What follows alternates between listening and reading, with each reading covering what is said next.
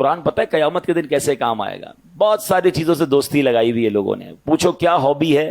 میری hobby sports ہے. میری ہابی موبائل پر گیم کھیلنا ہے. میری ہابی کیا ہے جناب؟ میں کمپیوٹر پہ ٹائم گزارتا ہوں. میری ہابی فلاں پتہ نہیں ٹامی جونی پتہ نہیں کس کس کی کتابیں پڑھتے رہتے ہیں.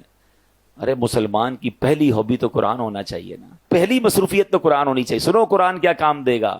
اللہ کریم کے نبی علیہ الصلوۃ والسلام نے فرمایا جو بندہ دن اور رات میں قرآن کریم کی تلاوت کرتا ہے, ایسی روٹین بنائیں کہ کام پر جانے سے پہلے کچھ قرآن پڑھ کے جائیں, گھر آئیں تو سونے سے پہلے کچھ قرآن پڑھ لیں, اللہ کرے صبح سورہ یاسین پڑھ کے جائیں, رات سورہ ملک پڑھ لیا کریں. سنیے نبی پاک فرماتے جو بندہ دن اور رات میں قرآن پڑھتا ہے اور قرآن کے حلال کو حلال اور حرام کو حرام جانتا ہے, اللہ پاک فرشتوں کو اس کا رفیق یعنی اس کا ساتھی بنا دیتا ہے.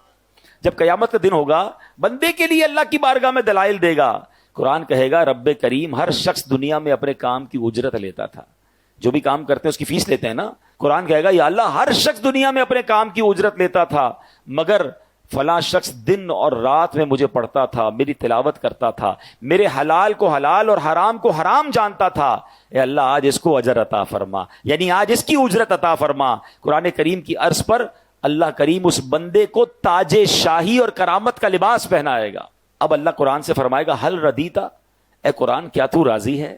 ذرا غور کیجئے, بندے کو عزت کا تاج اور کرامت کا لباس پہنا کے بندے سے نہیں پوچھے گا, اللہ قرآن سے سوال کرے گا, اے قرآن تو راضی ہے؟ تو قرآن کہے گا یا رب اس سے بھی زیادہ افضل اجر عطا فرما. اب اس بندے کو بادشاہت اور سبحان اللہ جنت کی نعمتیں عطا کی جائیں گی, یعنی عطا کیا جاتا رہے گا. حدیث کا خلاصہ ہے کہ قرآن کے بارے میں اللہ تبارک و تعالیٰ پھر قرآن سے سوال فرمائے گا کہ اے قرآن کیا تو راضی ہے؟ اللہ اکبر, ذرا غور کیجئے.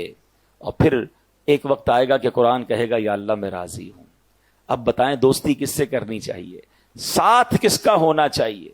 انفارچونیٹلی بہت ساری چیزیں ہم روز اوپن کرتے ہیں, روز سافٹ ویئر اوپن کرتے ہیں, روز آن لائن ہوتے ہیں, قرآن آن لائن نہیں کرتے.